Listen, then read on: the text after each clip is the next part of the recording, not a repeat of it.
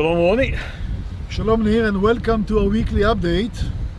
We have missed a few weeks of update because both of us were in the US on an interesting journey, lecturing about the situation in Israel, talking about the last few months of Israel, and also introducing to the churches we work with an amazing seminar that you have been going with, all about touring in Israel in many details, something we would like to offer to our friends on a regular basis. But now we want to talk about the situation in Israel, and it looks like the war in Gaza is slowing down, and Israel has taken out several of our divisions out of Gaza, left only with some of our very special troops, and it looks like a surgical operation right now. Yeah, it looks that the intensity is on a much lower level. Part of it is preparing for what might have developed in Lebanon.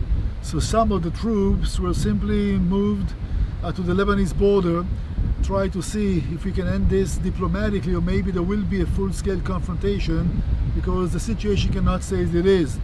The next target in Gaza should be the town of Rafah, which is right on the Egyptian border.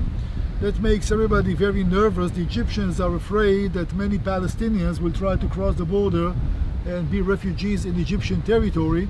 We have to have Rafah in our hands because all the tunnels which are going from Sinai into the Gaza area are going through the town of Rafah and the Philadelphia route, which is making the border today between Gaza and Egypt. The Egyptians were supposed to watch those tunnels, and what was found in the Gaza area, the amount of weapons, all standard weapons and explosives and bombs, everything came in through the tunnels from Egyptian territory. And therefore we are determined that Rafah should be in our hands, and Hamas still has a whole division over there, and that should be the next and the final target to totally dismantle Hamas as a ruling power and as a power that is capable to launch such a barbaric operation once again in the future. We have mentioned before on our reports and on our lectures that Hamas is a local version of ISIS, and that has to be very clear to everybody listening to us. Egypt does not have full control on the Sinai Peninsula. There's a lot of ISIS groups active in Sinai, and those groups are delivering weapons mostly from Iran throughout those tunnels that became a way of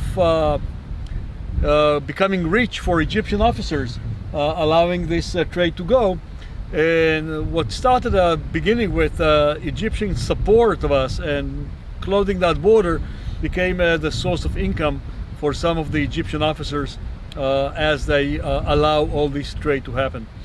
Well, one other thing is that Prime Minister Netanyahu had presented his vision to the day after in the northern part of Gaza, and I have to say that there are more questions than answers on that. But basically, he would like us to work vis-a-vis local gangs and local, how should you even describe them?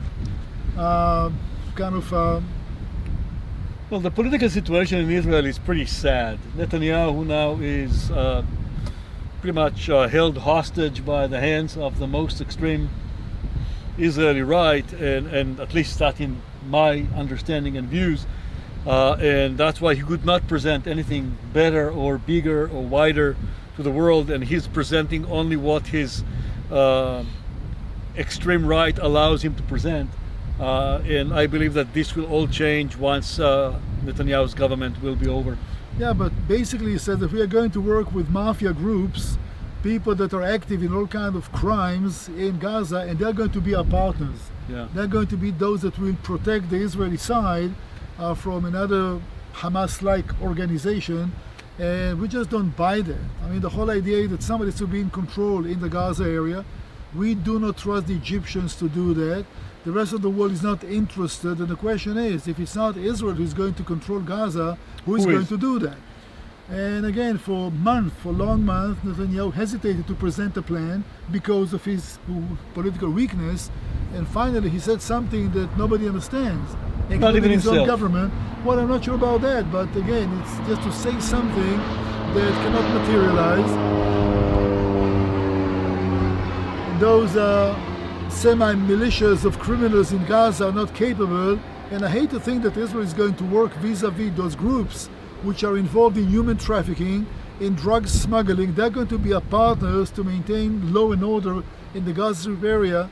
Well, the way it looks like right now, that's the big plan of the Israeli government. Nir, let's say a word about Ramadan. Ramadan is coming. Ramadan is coming. Ramadan days. Is definitely a major role to play right now. It's a very strong religious motivation for everybody. It can be a motivation to make things closer to peace. It can be a motivation to extreme things. And it's all about how will our government play its cards, and how will the neighbors will play their cards to indicate how all this will come about. Well, Temple Mount is always the focal point for the attention around Absolutely. Ramadan. It's all about Temple Mount and Jerusalem.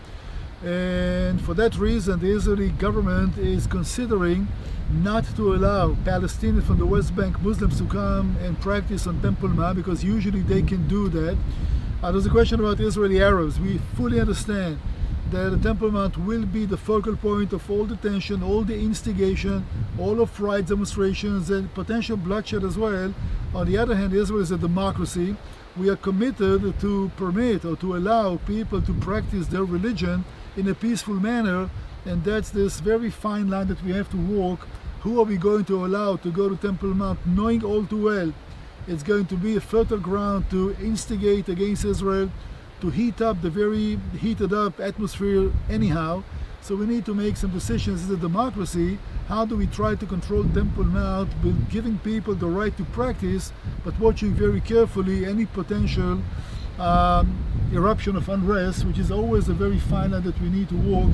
No decision was made so far, but it's another issue that Netanyahu is held hostage by his own coalition. Well, you know that I keep saying that between you and myself, we do know the best solution of the Middle East. The only problem is that nobody's actually asking us for our opinion. Yeah. But That's always the between problem. Ronnie and myself, we could have solved most of the problems in the Middle East sitting on this bench here. So when you consider the low intensity of the war in Gaza, you know that the Lebanese front is not quiet yet, and it may evolve to a full-scale confrontation. Ramadan is coming. You do understand that the potential for another big explosion is around the corner. I have a problem to trust the wisdom of our leaders, because they've proven to be definitely not wise what they did so far. And that's not even political criticism. Just watch at the way the decisions are being made, and you look at the motivation, which is definitely not the best decision for the state of Israel.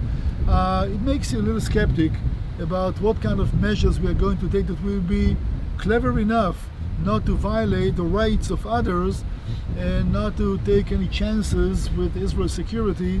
Well, I do hope that we have leadership which is willing and capable to stand up to the occasion. So far, I have no reason to trust them in any way. On the other hand, the demonstrations in Israel are coming back to relatively high volume, so it looks like we're heading in the right direction of probably new elections or something that will change the equation and will help better solutions. At the same time, we do have a very slow but steady drip of tourism that is getting back to Israel. A lot of it is solidarity missions, but we also have recently requests for normal touring in Israel again, and that shows that the level is of the flame is going down, and that slowly we're getting back into normality. Whatever normal is in this part of the world. Well, thank you for watching and for listening. Again, we're not an official news media broadcast, as you understand. It's just an opinion of two Israelis to get the, let's say, the view of most people in the country. We try to represent the majority in Israel and not to try to push an agenda that the two of us are trying to promote, and to give you, the viewers and the listeners, some idea about how the Israelis view what happens in Israel and the region. But the good news is we're not even sharing the same opinion exactly about a lot of things, and that's why our opinion and the way of representing it is probably the most genuine you can get back in the US. Well, they call it diversity. It's part of democracy. We are happy to be part of that experience in the country. Till next time, may the God of Israel richly bless you all. Amen.